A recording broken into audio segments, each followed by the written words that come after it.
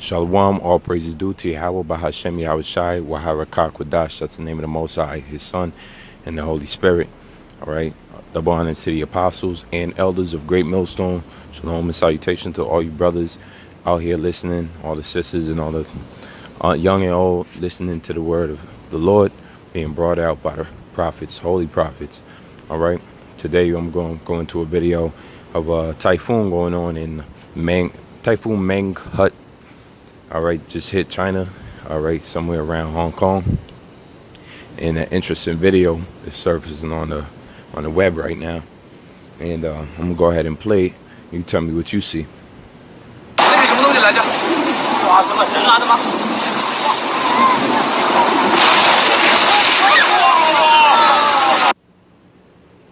Yeah, so that was a small clip. You know, I'll try to play it again.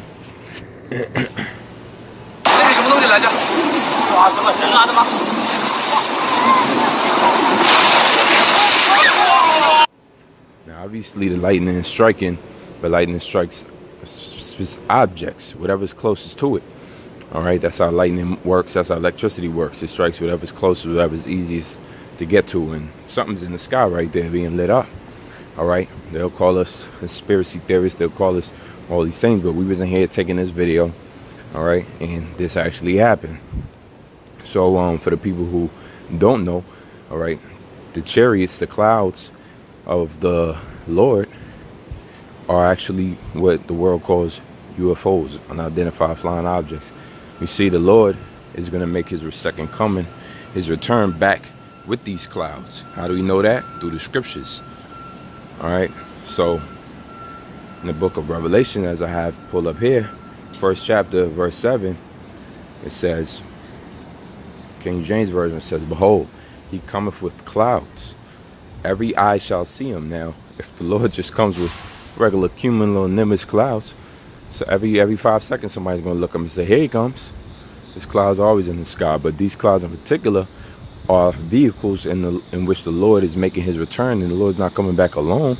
All right, Yahweh Shai isn't coming back alone. He's coming back with his host of holy angels. You can read that in Isaiah 66 and 15.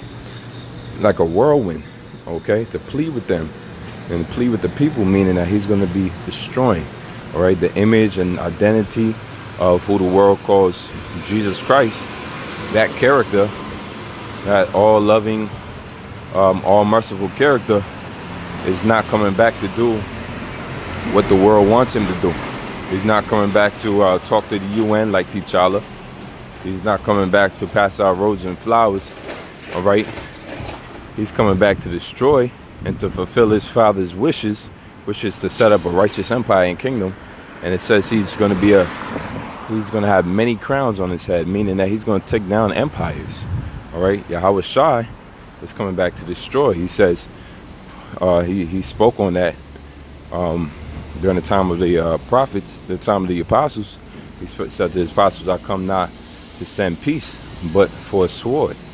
All right, he said, "I come for a division, to set the Father against the Son," so forth and so on. So Yahweh's people, he also said, all right, out of his words was that he that doesn't bow, basically him, bring hither them that won't serve me, all right, so I may slay them. So he's a power that understands his role is to rule, all right. Yahweh Shai is going to be the top ruler in the kingdom of heaven for eternity, okay. And this is a so-called black man according to this very same chapter. So it says, "Behold, he cometh with clouds." All right, so those unidentified flying objects that you see darting around the skies, becoming visible and invisible. If you ask these retired Air Force pilots, have you ever seen one? They'll say, yeah. All right, it's classified, but they'll say, all right. They'll say that's true. They'll say, I saw something. It says, every eye shall see him, because these chariots, the magnitude and size of these chariots are going to be so large that the scriptures in 2nd Ezra tells you, as if it's stretched from a mountain, that you couldn't see where the beginning or the end of it was. So as these chariots, all right, as these vehicles that the Lord is going to deliver his elect upon come into this atmosphere of the earth, is going to crack the clouds, as you've seen in our Independence Day. It's going to crack the clouds, all right? It's going to look like a fire, okay, because the chariots light up, okay? And it's going to look almost like as if a large cloud or a large mountain has been carved out of nowhere.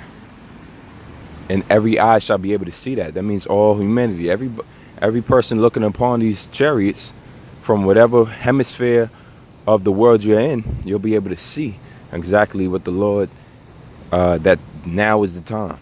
You're going to behold with your own eyes. Now is the time. And you're going to really, like the brother Captain Karab says, you're going to have a surreal moment where everything that, all these lies, all these philosophies are going to vanish away right upon seeing these chariots. All your hopes, dreams, aspirations vanishing away right before your eyes. And your life is going to flash before your eyes. It says, and they also which pierced him, meaning those same Romans and reincarnation are back again. See, that's how we know that the Roman Empire is America all over again. Because those same men that pierced him have to be back here in the reincarnation. It says, and all kindreds of the earth shall wail because of him. Even so, amen. And to wail is to give out a weep, as it says on the up here, to mourn over him. All right, mourning, weeping. And the reason why they're mourning and weeping, all the nations, is not because they're happy to see him. It's because they're fearful and their hearts is about to melt. All right, and they're literally going to be burnt with fervent heat from that those chariots, because they deliver an impactful laser beam. So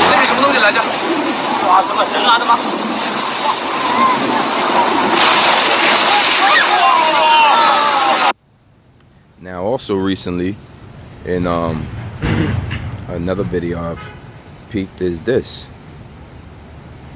All right, now war games is going on in Russia. Russia self-propelled multiple rocket launch systems. You got some of the largest scale war games going on in Russia between Russia and China, who are going to be America's top enemies, who have always been America's top enemies. And what's going to happen is they're going to launch all of these rockets, okay, with nuclear warheads on them. They're going to be launched towards America, and America's final last trump in this final defeat, because this place is going out with a bang, okay, because of what they did to the Lord's children, his people. So here's a clip.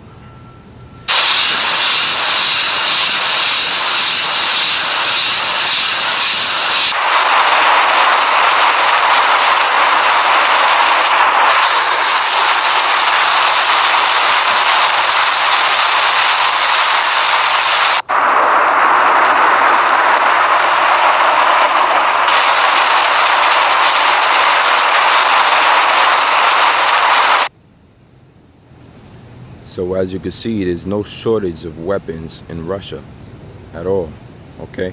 They have enough to play with, and they got enough to shoot off. And what's going to happen is that fire is going to come to America.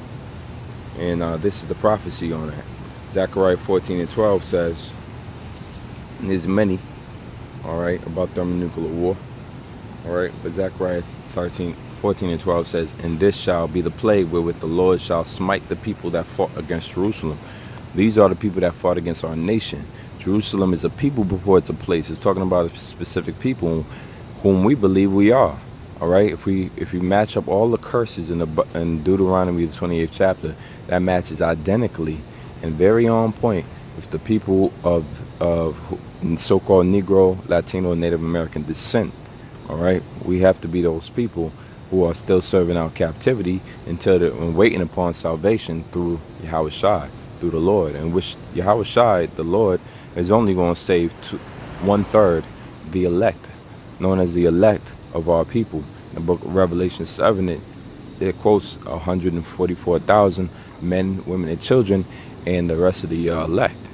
All right, and the rest of the multitude, which are the elect. Not every so-called Negro, Latino, Native American is going to make it.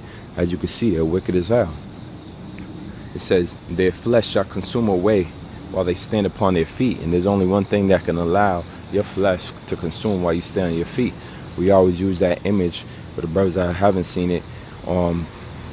Judgment Day, Terminator 2 is the part with Sarah Connor's dream. In Sarah Connor's dream, she believes that a nuclear missile detonates. And while she's holding on to a fence, all she has is a skeleton that's being blasted by this nuclear wind. And what's going to happen is that nuclear wind is going to take the flesh right off of your bones. It says, and their eyes shall consume away in their holes, and their tongue shall consume away in their mouth. And this is called thermonuclear technology, and it actually exists, man. This is not no super future technology that doesn't exist. It's not talking about a ray gun, all right? It's not talking about a human dispenser evaporation gun. It's talking about an actual thermonuclear missiles, man. When they detonate and they're consuming fire, it says 10,000, hundreds of thousands times hotter than the core of the sun. When they detonate, man. All right, very devastating. Okay, so let's get a few more scriptures and wrap it up. Revelation 20:6 says,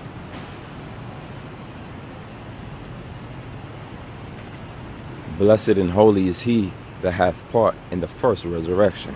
And this is the day we coming upon, where we're going to have where there's a resurrection, meaning you're going to be brought back almost to life. Because what happens is when these chariots beam you up, your bodies stay here. The scriptures in 1 Corinthians 15 chapter says, in the twinkling of an eye, your bodies change. So you have spiritual bodies literally waiting for you in these chariots, all right? And what you would call extraterrestrial celestial bodies, all right? These bodies terrestrials are morbid, meaning they die, all right? They're full of sickness, they're full of germs, they're full of pollutions, toxins. So the Lord doesn't want you to inherit the kingdom of heaven with these bodies. It says, one such second death hath no power, but they shall be priests of the Most High, and shall reign with him 1,000 years. Now, the second death, all right, the first death was Noah. Second death is going to be these thermonuclear missiles, all right, which when the Lord destroyed all but 8 souls the first time, it's going to seem as if he destroyed all but 8 the second, but he's going to have his remnant and his elect, okay, who's going to be preserved. And also, he's not going to destroy everybody, because we know that strangers are going to be building up our walls, according to Isaiah 60 in the 60th chapter. In order for strangers to be building up our walls, we're going to have some slaves, man. All right, and it says we're going to rule with the Yahushua for 1,000 years. This is the day we fast approaching. This is the times that we are encouraged to look forward to and pray for. We are completely fine with the destruction of America, because it brings in the coming kingdom of the Lord, which is all powerful, which is eternal, and which is completely righteous. All right, there's the wickedness of this society that we can't stand more than anything. All right, a few more scriptures just to wrap it up. 2nd Ezra 15:1. Behold, speak thou in the ears of my people the words of prophecy. And that's what we do. We speak of the things before, so you can see the bigger picture, so you can look ahead. One thing that man has that animal don't, that beasts of the field don't, is that we have ability to recall, and we also have the ability to project things that's happened in the past on the future. So when we talk about the first death of Noah and what caused those people who didn't believe, who didn't have faith, who didn't adhere to the prophecies, what caused them to perish, is just that. They was caught up in their world. There was unbelieving in the prophecy of the Lord. They thought that this wickedness would continue, as it tells you in Ecclesiastes 8 in chapter 11, or 11 and 8. I believe it's 8 and 11. Because sentence against an evil work has not been executed speedily, it is set in the heart of the people to do evil, to do wickedness. So you don't believe in prophecy, but yet and still, our job is to bring out the words of prophecy. It says, which I will put in our mouth, saith the Lord. These are not our own words, these are words of the Heavenly Father, and cause them to be written in paper, for they are faithful and true. So believing on these words and having faith that the Lord is going to deliver his elect is all it takes. Okay, because many men will be saved, not because of how hard they was pushing his truth, but because of their faith. All right, and it says, fear not the imaginations against thee, let not the incredulity of them trouble thee that speak against thee. because a lot of people do not believe in what we believe, and they're verbal about disproving our beliefs because we proclaim everything publicly. All right, we make public proclamations of this truth and of our belief in it, and so that they make public proclamations of their disbelief. Oh, chariots, y'all believe? Oh, you think that just because a lightning bolt struck something in the sky, or it was just an orb, it's just a hot balloon? All right, and trying to disprove every chariot sighting, trying to disprove every single miraculous event that the scriptures talk about. They just don't believe, man. So you're not supposed to have really any worries or let that trouble you, because guess what, man? People will believe in things that actually didn't happen. They believe that terrorists from the middle of Saudi Arabia took down the Twin Towers. They believe that this place, America, fights wars for the better interests of the people. They believe that this is a democracy, that your voting actually matters. They believe that you can make it in this society no matter what color, sexual origin, or whatnot. They believe all of these things. You know, they believe in completely corrupted values, man. They're moralist freaks out here, bro. But here, yet and still, we keep it with the scriptures, which they disbelieve because it condemns them. Most people's natural, they're automatically condemned, and they don't know how to humble down, and so their pride is going to be their fall. All right, and these prophecies go into the destruction of this society. It says, "Woe," verse 14, "Woe to the world and them that dwell therein. For the sword and their destruction draweth nigh." What sword is that? These thermonuclear missiles. A sword is an instrument of destruction. The mightiest sword right now is this technology called intercontinental ballistic missiles. It says, "One people shall stand up to fight against another with swords in their hands." So remember, when they say peace and safety, then sudden destruction comes. All right, so hey, we not sleep as if everybody else is asleep. Let them continue to binge watch on Netflix while we getting this truth, man. All right, let these people live their mundane lives. You know what I'm saying? Enjoying their vacation life, enjoying their steroid life. All right, enjoying the bills, paying all their bills life, where 80% of their checks go to their bills, and we'll do the same, but we'll look forward to a brighter day, which is the downfall of the society. And with that, let's say shalom.